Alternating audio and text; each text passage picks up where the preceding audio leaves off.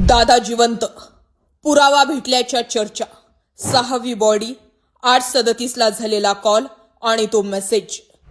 1-2 नाही तर 10 दावे अजित पवारांच्या घातपाताकडे बोट दाखवतात. 12 जानेवारीचे विलिनीकरण नको, त्याच लोकांना अजित पवारही नको होते.